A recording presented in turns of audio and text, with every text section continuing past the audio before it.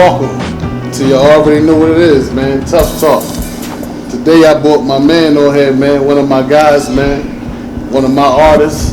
You know what I mean? Hood Solidified Entertainment. You know, y'all follow me on the gram. But this is my guy, man. I want him, you know, to tell y'all who he is, man, so we can get into a conversation. Today we want to talk about trauma. You know, it's one of the things that I've been trained in, you know, trauma informed. And I like to talk about that, you know, because of our audience and the tough talk conversations that we have. But I'm going to let him introduce himself. Introduce yourself, man. Thanks for coming out, bro. You already know, bro. Whenever. What's the deal, y'all? My name Mook, man. I mean, I came down here to check my folks out, man. You know, this is a real good show. Like, thanks, bro. Even the last couple of interviews, bro, like, you really got to listen to this joint and check it out because it's real, real shit. It's real shit, man. It's tough talk, man. It's you know tough what I mean? talk. Speak up a little bit. It's tough talk. You know what I mean? Put some bass in your voice. They hear you. Oh, yeah, you already know. I'm going to keep it calm. But look, man, like, when we talking about trauma, like, I got most of my trauma just, you know, I spent a lot of time upstate. I spent 6 years upstate. And, you know, throughout that time, just going through solitary confinement, going through stuff on the streets. You might get a phone call, somebody died. You might get a phone call, your family needs you, they about to get kicked out. And when you was home, you was the breadwinner. You was the one that was taking care of your family. So you got to deal with all that stuff inside. Then you got to deal with the oppression from the guards. You can't eat when you want to eat. It ain't like, damn, I'm hungry. Let me go to the refrigerator. Let me go to the store. No, you ain't got no food. You don't eat. You know what I mean? Like, that shit, it's scary. It make you think about life. It make you think about yourself. Like, you get an opportunity to find out who you is as a person. Because we spend so much time with other people, we don't ever spend time with ourselves. You don't really know who you are until you be in a situation like that to spend time with yourself. You got to deal with your trauma in jail. Out here, you could do all types of stuff. You can get on the phone. You can go meet somebody, have a drink. You could do stuff. In jail, you got to deal with trauma. So, like, that's where I got most of my trauma at. And that was like one of the darkest places in my life. I like how you dive right in, you know, talking about the trauma, being transparent, you know, to the people, the audience. But, you know, I understand trauma a little more, you know. Trauma, you know, a lot of our youth are faced with a lot of traumatic experiences in their lives. And it shaped a lot of decisions that we make. Right. Because I was a traumatized kid. You know, I've been through some things in my life. You know, my house was robbed and my mother's boyfriend was shot in the face. You know, and me and my mother and my sister was put in the closet. And I'm like 6 years old, my sister like 5. I mean, so imagine what that done to me to have to go on. And I seen a face, and I knew the face. And I went down to the police station and they locked him up and they showed him the lineup. And I didn't say nothing about it. They said, you see anybody in there? I said, no, I don't see him. Because I was taught that. Right. I was taught, no, you don't see him. You don't tell. You don't rap. You don't know. You know what I'm saying? So I don't know. So that's what I told him at that young age, man. I held it down, right? But I also became something that day, you know, that I would later on find out about it, how it really affected my life. You know, and that's the type of trauma that I'm talking about and I want to base this show about because me and you have a personal relationship. You know what I mean? I told him you're my artist, but you're not only my artist, you're my friend. You're my brother, bro. You already know. Like I really know your story. And I know a lot of things, if we don't talk about this stuff, it would always be inside of us, you know, having us activating, doing certain things, not understanding why. Hurting certain people, not understanding why. So that's why I like to go a little bit further before the prison. Before the prison, there was some things that may have shaped some decision making in your life. You know, and I'm talking about like a lot of us grow up in houses without our father. You grew up in the house without your mother. Right. And I don't know how traumatizing that can be because I have a mother and you didn't. Right. And knowing the story on how you lost your mother, right. You know, that always, since you told me, that always been something on my mind like, wow, this is deep. And it further traumatized me when I look at TV and see the person that killed my mother. Right. You're always there when I look up. Trauma. And I'm in prison, and I feel I'm at the bottom, and I gotta look at you on TV enjoying your life, and I lost mine. You was affected like that, you know, and it's really affected me just talking about it, you know. But I'm gonna let you talk about that. Right. In 2006, my mom died in a car accident. I was 14. My little brother was 10. And it's like I lost my mom, and it didn't even hit me, and it ain't even stuff I even talk about. Like, this my folks. Like, I don't even give it up like that. Like, when you got real trauma, like when you got you can't even talk about it sometimes. So 2006, my mom was in a car accident. I know y'all probably know the actor, singer Brandy Norwood. That's who she got in the accident with. And at a young child, I ain't really care about that. I mean, my whole joint is damn. Like, I just lost my mom. And then you gotta tell a younger sibling, somebody that, you know how much love you got for your mom. So when you tell your little brother, like, your mom just died, it ain't even register in my head yet when that happened. I'm like, no, like, my mom coming home, like, she coming home. And then just like watching it on social media, watching it on TMZ, hearing the phone calls, like, that play in your head, like, that's like a different type of stress. It's a different type of trauma. It's a different type of reality. And it had you going down like a path. It had me going down a path of criminology. Like, I started getting in the streets. I started being smart. I started, knowing my surroundings, knowing the people I'm around, perfecting my craft, even if it was in the wrong way, because I still had to take care of my little brother. And I did have my dad in my life. Like, my dad was like present. My dad, like, that's somebody I look up to. So, that's what I dealt with. And the whole situation, I never really cared that, it was a celebrity. That's the reason I cut most of my folks off. This to this day, I don't got no family reunion. I can't go see my aunt, my uncle, and them, because they cut off.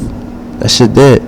Because when that happened, when shit like that happened, you got people now that's chasing money. Now it's not a car accident. Now it's a come up. It's a come up. So I'm going through trauma. I'm going through pain. But in their eyes, it's an opportunity. So they getting prepared for it. And the whole time, that's not even your reality yet. Like, you still thinking your mom coming home. So it was just like, y'all cut off. Even when I went to the gymnasium, like, y'all cut off. Like, it wasn't no sorrow. It wasn't nothing. Like, y'all cut off. Because you go to a funeral, you're going to see people you ain't seen in years, and you're going to see people you don't know. And everybody around you crying and sad. But them people wasn't around when, you was going through the most in your life. Or even a person that died. It'd be a lot of times people in the funeral don't even know the deceased. They don't even know the dead person. So it just be like so much fake stuff that come with everything in life. Like, so it just made me, like, it did take me down a crazy path, and I had to fend for myself, and I had to make sure my little brother was cool, and that set me down in prison. And even in prison, I hated Brandy. Bro, I hated Brandy. Anytime I seen her, that caused PTSD, because now you're thinking about, you seeing pictures of an accident with your mom in it. It ain't just like, oh yeah, your mom died. No, you were a little kid, and you looking at pictures, gruesome pictures of a car accident that your mom was involved in. So that's like, it even put chills in my body just talking about it. But I'm to the point now where, I think about the good memories and things that I could sit down and talk to my brother and have a good conversation about our mom, because we at peace with ourselves. We understand what happened. You're a strong man, bro. I'm just glad I try to be, bro. Already know. Yeah, but for anybody that that is going through that did lose their mom, their dad, their brother, just try to go down the right path, man, because we all get swallowed in prison, death. Like, we don't even get to really live or see what life really is. We'd be stuck in the city. We'd be stuck in one city for the rest of our lives. I'm not going down like that. I'm not doing it. I see it's so much to life, like stuff that make you it make you who you are today. So if you spend most of your time in one spot for a long time, even the rest of your life, you like everybody else. So it's just about, man, being positive and letting that stuff make you stronger. I mean, keeping your shoulders high, your head high, your mind sharp. You just it's stuff in life that's gonna make you question yourself. Pain is a whole different, like trauma. That's a whole different subject, especially coming from the city, bro. Like, it's a norm, it's a regular to see somebody's head blown off. Somebody tell me, yo, they just blew somebody's head off on 26th Street. Damn, that's crazy. It's normal to our children too. That's normal to the kids. The kids look up to that. It's sad. The kids nowadays, and people don't even know what they're doing. People be chasing that status, and everybody want to be a hitter. Everybody want to be a dope dealer. Everybody want to be everything. And the kids is watching that. They want to be hitters. They want to be drug dealers. That's all you talking about around the kids. It's just like, it's inevitable. They're going to grow up and do the same shit that's being taught or shown around the kids. And that's why we got to show them something different. Absolutely. I mean, that's why we having this conversation. So, like, you know, after saying all that you said, you know, what motivates you to have that positive change? Like, how did you transition all that into something positive? Like, you know, like your music. I mean, just sitting. That's why I said the most trauma I ever had in my life was in jail, because I thought about my whole life. My whole life was inside of the cell with me, and I couldn't do nothing. I couldn't get on the phone. I spent most How of much time did you do in prison? 6 years. 6 years. The majority of it was in solitary confinement. I never was in population. For them 6 years, I was never in population more than like 2-3 months at a time. Why was that? Just based on, you know, I was in SCI Green, and in that particular facility, it's a lot of oppression.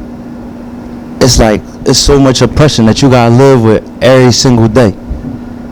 The whole staff, whether it's life, the whole staff is racist. That's life. That's a fact.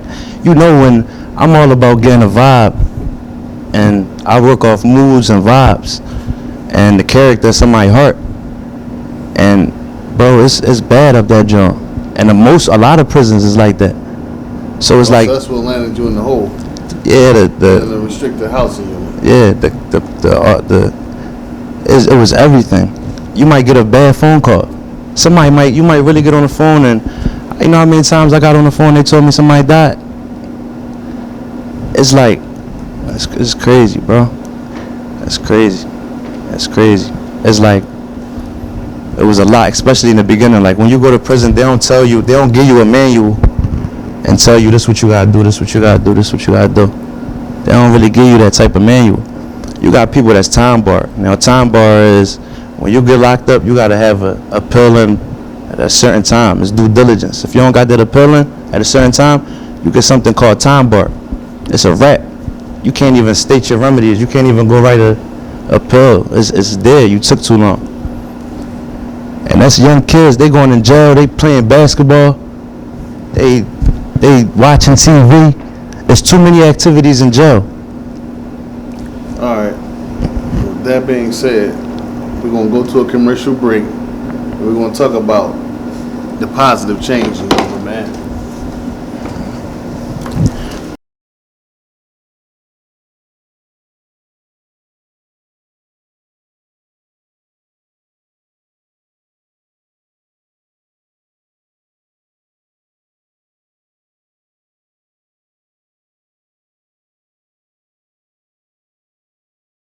Welcome back, Tough Talk, with my man Mook.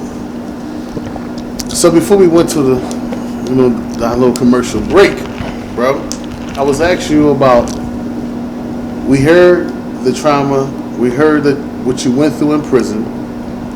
Now that you home, what are you doing to stay positive?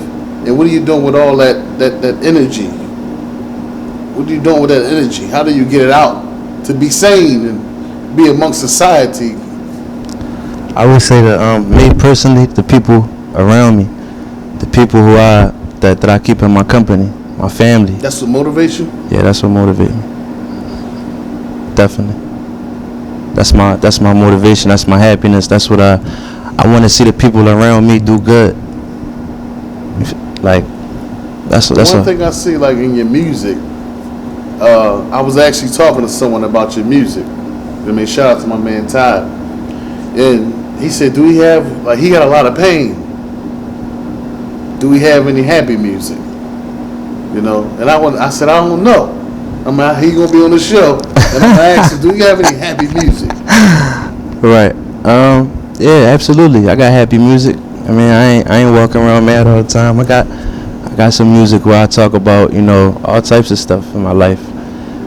You got some good music, man, and I can't wait till the world can actually hear it, man. Yeah, I appreciate it. I mean, for real rap, man. The world really need to hear your music, bro. Yeah. We're gonna get it out there. Now that you're on the show, they gonna see who you are. Definitely. You know what I mean? And I wish I had it set up that you can just rap, but I'm gonna bring you back and you're gonna perform, man, one of your songs, right? Definitely, yeah, you already know. Right, they hear you. Yeah, I got you. I'm gonna give y'all that. I'm gonna give y'all some smoke. Hold you accountable. I mean, give y'all some smoke, man. You already know. I mean, Moosang Mook, man. Y'all gotta check him out. Moosang Mook, man. Yeah, man. I'm definitely gonna give it to y'all, man. Everything we doing like raw. Man, it's the truth. All right. So what you got coming up? You got anything coming up you want to tell them about? Right now I'm still working on. I'm gonna put an EP together. And a lot of the music I be doing, I really be trying to give it to the jails, cause you know they can get that. They got tablets. So my audience personally is the jails. I make music. Music is an outlet to me, and when I rap to like, you know, paint. It's like painting. Like I don't even consider myself a rapper. I consider myself a painter, cause I paint. I take my thoughts and my experiences in my life and I let somebody else see it. So I know I want them to hear that joint Rapunzel that you did. I fell in love with Rapunzel. You fell in love with Rapunzel. You wrote a story about Rapunzel. Yeah, y'all gotta check that out. I mean, that's something that they gotta check out, man. You gotta put that stuff out. Is it out there on iCloud or anything like that? No, Rapunzel. I still gotta. Remember we gonna have a video together real soon, man. That's the only thing that was. Make sure you get your video shot here at Cat Studio. You gonna do that too? Yeah, man. Shout out to Cat Studio. Accountable for that too. Yeah. People heard it. I'm on your top. Kareem Dream gotta be the one to shoot the video. Kareem Dream. He here. Definitely, that's what man. we do, man. We bring support each other, man. Absolutely. Give me your Instagram, stuff like that. It's simple. I95 flow _ I95 flow _ Instagram. Yeah. Anything you want to say? Man, you know, I appreciate y'all taking the time, you know, listening to this interview, supporting the big fella, man. You know, I support you. I'm here for you. I'm supporting you, man. The show is about y'all, man. That's why I just, man, let y'all talk sometimes, because it's therapy too. Y'all can't forget, man, my profession is I'm a clinical therapist. We can't forget that this is what I do. I listen to the people with that attentive ear so I can help them through the process of healing. And that's why I bring the men on this show and the women on this show to give what they've been through. Give it to y'all. Give it to the children. Give it to society. Give it to the parents and the wives and husbands of people incarcerated and people transitioning. Your coworker, your neighbor. The stuff they may have been through. So be a little easy on people sometimes. Be nice. Say a kind word. And thanks for listening to Tufftalk with sitting with Bigsnoop and my man Moosang Mook. Checking out.